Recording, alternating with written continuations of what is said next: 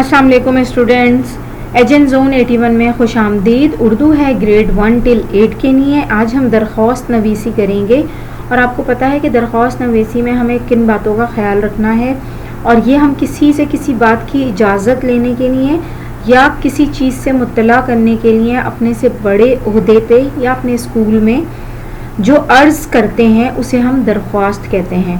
तो दरख्वास्त लिखते वक्त कुछ उमूर हैं जिनको पेश नज़र रखना ज़रूरी है, तो उनके बारे में बात करते हैं। आप देख सकते हैं यहाँ मैंने कुछ पॉइंट्स आपको बताए हैं। सबसे पहला है पहली सत्र में इस अफसर का ओहदा, किस अफसर का ओहदा और पता लिखें जिसके नाम दरख्वास्त लिखी जा रही है। यानी कि जिसको हम दरख्वास्त लिख रहे हैं पहले हम उसका ओहदा और पता लिखेंगे। जैसे एग्जाम्पल, बखिदमत हेड मास्टर साहब, और यहाँ आप स्कूल का नाम लिखेंगे जिसके वो प्रिंसिपल हैं या हेड मास्टर हैं। दूसरी सतर के दरमियान में जनाब आली, जनाब आलिया या मोहतरमा लिखेंगे। अगर मेल हैं यानी कि हमारे पास जो हेड मास्टर हैं वो, उनके लिए हमें अगर मुज़क्कर का सीगा इस्तेमाल करना है तो हम जनाब आली लिखेंगे। अगर वो मोहतरमा है यानी कि फ़ीमेल है तो हम आलिया या मोहतरमा लिखेंगे। अब आप ये देख सकते हैं कि दूसरी सतर के दरमियान में हमने जनाब आलिया या मोहतरमा लिखा है।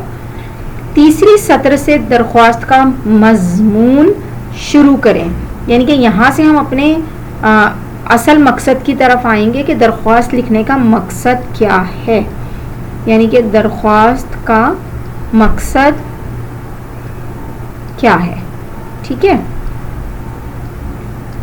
दरख्वास्त का मज़मून इन अल्फाज से शुरू करें: निहायत अदब से गुजारिश है, या अदब से इल्तिमास है, या निहायत अदब से इल्तिमास या मोदबाना गुजारिश है। यानी कि आप ये कह सकते हैं कि निहायत अदब से गुजारिश है, ये यहाँ से यहाँ तक आप इससे शुरू कर सकते हैं, या आप यहाँ से अदब से इल्तिमास है, ये आपके पास दूसरा तरीका है, या निहायत अदब से इल्तिमास ये आपके पास तीसरा तरीका है, और मोदबाना गुजारिश है ये आपके पास फोर्थ वे में आप ये लिख सकते हैं। चौथा तरीका ये हो सकता है, आप इनमें से कोई भी एक सीगा इस्तेमाल करके अपनी दरख्वास्त शुरू कर सकते हैं। नंबर 5 में है दरख्वास्त का मज़मून बिल्कुल वाज़ेह होना चाहिए। यानी कि आप इधर उधर की बात नहीं करेंगे, घुमा फिरा के कोई बात नहीं करनी। आपने बताना है कि मैं इस मकसद के लिए ये दरख्वास्त लिख रही हूँ और मेरा मतन या मेरी ख्वाहिश ये है कि आप इस पे किस बात पे, जो बात आप मेंशन करें उस बात पे आप किसी से नजर सानी की दरख्वास्त कर रहे हैं। नंबर 6 हमारे पास है दरख्वास्त में सिर्फ काम की बात लिखें, कोई फालतू बात ना लिखें। यानी कि आपने कुछ ऐसी बात नहीं करनी जिसका उस मौजू से कोई ताल्लुक ना हो। नंबर 7 है दरख्वास्त ज़्यादा तवील ना हो, जिस कदर मुमकिन हो मुख्तसर होनी चाहिए। यानी कि आप ये कह सकते हैं कि आपकी दरख्वास्त इस तरीके से हो कि जितने कम अल्फाज में आप अपना मौजू या अपना मकसद लिख देंगे उतनी ज़्यादा आपकी दरख्वास्त जो है वो काबिले तवज्जो होगी। नंबर 8 है आखिर में शुक्रिया, आदाब वगैरह दुआई अल्फाज के तौर पे लिखें। इससे अगली सत्र में इन अल्फाज में कोई लिख दें। अल आरिज़ ये एक लफ्ज़ है, दरख्वास्त गुजार ये हमारे पास दूसरा लफ्ज़ है, नियाज़मंद ये हमारे पास तीसरा लफ्ज़ है, ज़्यादा आदाब ये हमारे पास चौथा लफ्ज़ है। आपके पास शुरू करने के लिए भी यहाँ पर देखिए मैंने आपको 4 तरीके बताए, और इख्तितामी अल्फाज में भी आपके पास तकरीबन 4 वोकैबुलरीज मौजूद हैं।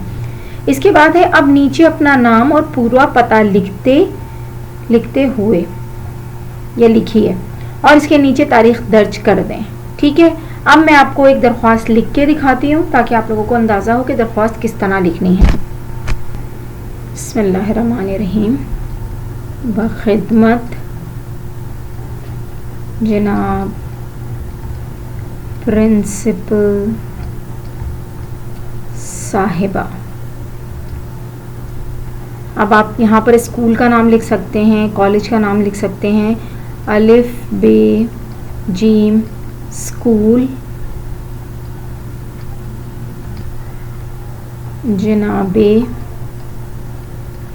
عالیہ. جیسے میں نے آپ کو بتایا تھا کہ اگر خاتون ہے تو جناب عالیہ. نہایت ادب سے گزارش ہے کہ کل دوپہر سے مجھے تیز بخار ہے. نہایت ادب سے گزارش ہے کہ مجھے کل دوپہر سے تیز بخار ہے. اس حالت میں میرے لیے ممکن نہیں کہ میں اسکول میں حاضر ہو سکوں.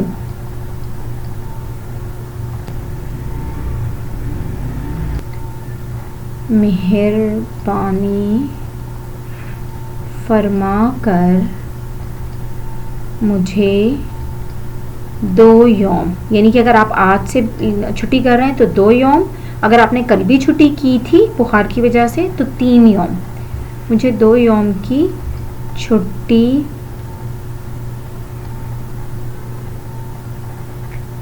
عنایت فرمائیں.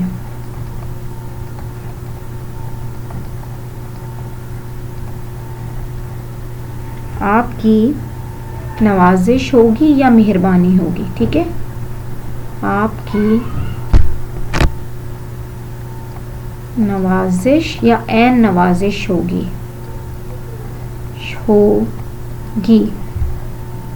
ٹھیک ہے، اس کے بعد آپ اپنا نام لکھ دیں گے جو بھی آپ کا نام ہے. تو جیسے اگر میں یہاں لکھ دیتی ہوں کہ دعا نعمان، اور پھر اس کے بعد آپ تاریخ لکھ دیں گے. اگر ہم ابھی لکھ رہے ہیں تو 5 اکتوبر ہے، اگر ہم اردو میں لکھیں تو یہاں ہم تاریخ لکھ دیں گے 5 اکتوبر 2020.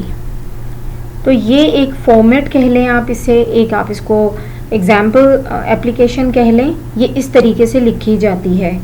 امید ہے کہ آپ لوگوں کو اپلیکیشن رائٹنگ یعنی کہ درخواست نویسی سمجھ آئی ہوگی. کمنٹ سے آگاہ کریں، اپنی رائے دیں، اور اگر آپ کو کوئی کویشچن کرنا ہے تو وہ بھی آپ کامنٹ سیکشن میں کر دیں. 2 سے 3 ٹاپک پہ اپلیکیشن رائٹنگ کی پریکٹس کریں. جتنا ہو سکے آپ درخواست نویسی کی جتنی مشق کریں گے اتنے ہی آپ کے لیے یہ مفید ثابت ہوگی. جزاک اللہ خیر، اپنا خیال رکھیے گا. اللہ حافظ.